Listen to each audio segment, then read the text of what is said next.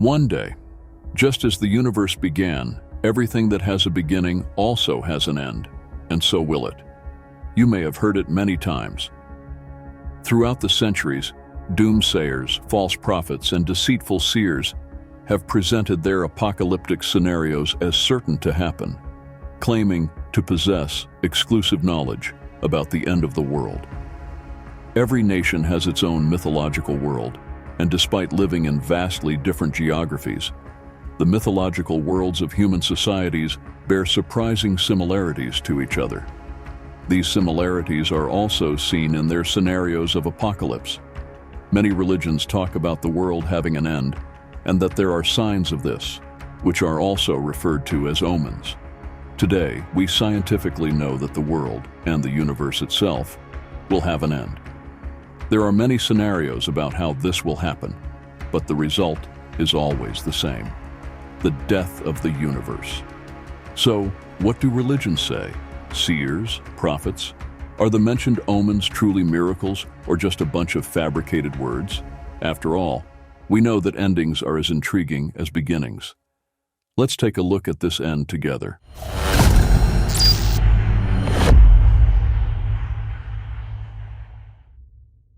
Almost every religion speaks of an apocalyptic day or period. Religions like Hinduism and Buddhism, which believe in karma and reincarnation, accept that time is cyclical and the earthly life is continuously repeated. On the other hand, Abrahamic religions see time as a straight and progressing line and hold a belief in the apocalypse. However, this should not imply that religions like Hinduism and Buddhism do not have a concept of apocalypse. In religions that adopt a cyclical concept of time, the apocalypse symbolizes the end of a particular period, whereas in religions that believe in a transient world, it represents the completion of earthly life. According to the Abrahamic religions, the universe is believed to be created ex nihilo, transient, and time is perceived as flowing in a straight line. Based on this belief, they indicate a universal end called the apocalypse. This end is considered the conclusion of the current world and time, and is seen as the beginning of a new realm and eternal time. As always, cultural norms influencing belief systems can also be seen in apocalyptic scenarios. For instance, before Islam, the lack of a messianic expectation in Turkish culture, and the disbelief in concepts like a golden age starting under the leadership of a messiah, are attributed to the Turks' almost continuous history of establishing strong and independent states from early times, which led to a lack of anticipation for a savior. In his study, Eschatology Myths in Middle Eastern Religions, the religious historian Cengiz Batuk says, "The future has always been full of mysteries for people throughout history. For some reason, all humans have carried concerns about the future and have developed various thoughts about it. Generally, all the ideas proposed about the future and all the conceptions put forward carry traces of the past, and especially of the present moment. In a sense, the thought of future is shaped by the moment one lives in. If societies face exile, suffering, famine, scarcity, and other disasters, like the Israelites, they have hoped that everything will get better in the future and have awaited a savior, a Mahdi or Messiah, who will rescue them and bring better days. A similar situation is observed in Christianity.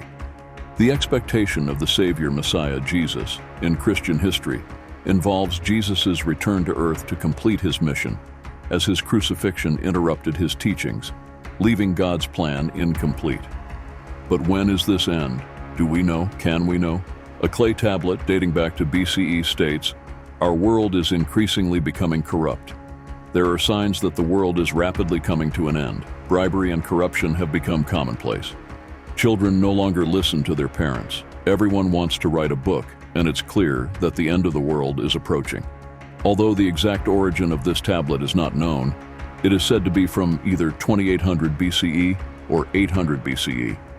This discrepancy in dating arises from the tablet being attributed to the Assyrians, yet no Assyrian clay tablet from 2800 BCE has been found, leading to speculation that it might be from 800 BCE. However, it is evident that the world has not ended since then. Those who have tried to calculate the age of the earth and humanity, inspired by the Bible, have presented data far from scientific realities. Bayezid Bistami, in his work Miftahul Sifr, mentions that the Sabians and followers of the Abrahamic religions believed that the lifespan of the earth and humanity from Adam to the Apocalypse would be 7,000 years. According to Jewish beliefs, Adam and Eve's arrival on earth dates back to 3761 BCE, and therefore the Apocalypse is thought to occur in 3239 CE, 1216 years from now. There are also narrations in some hadiths where Muhammad is reported to have said, 5,600 years have passed since the world's creation. In another hadith, a person recounts a dream to Muhammad where the prophet is on the top step of a 7-step pulpit. Muhammad explains, "The 7 steps you saw represent the 7,000 years of this world's lifespan. I will be in its last 1,000. Firstly, the concept of a first human does not exist, and many historical findings within the borders of our country, such as Göbekli Tepe and Karahan Tepe, refute the narratives in the Bible and the Hadiths. The reason why there was no first human is a topic for another discussion. One of the greatest myths of apocalypse and the end times is the flood narrative, which tells of God punishing humanity with a great flood, submerging the world in water due to extreme wickedness and sin.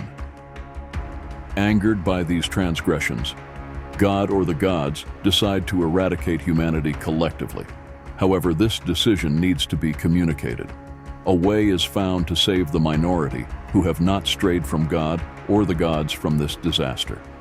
The narrative describes how, when the flood occurs, a forewarned person manages to save the human species, allowing life to begin anew.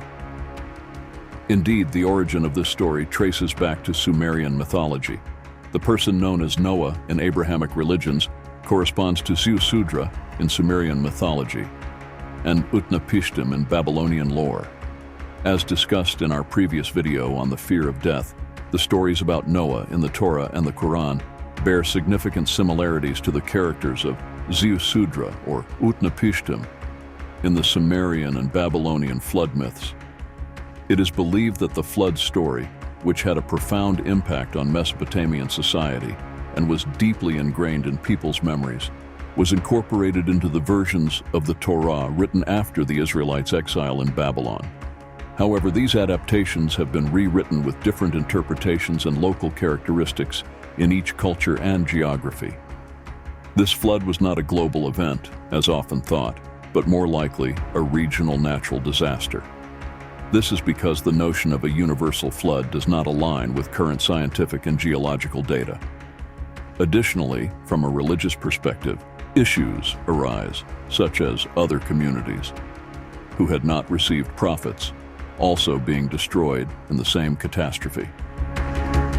Anyway, although the narrative of a god or gods sentencing the world to destruction appears in many different myths, apocalyptic scenarios or beliefs in the apocalypse are not quite the same. This is particularly true in religions that perceive time as a linear progression.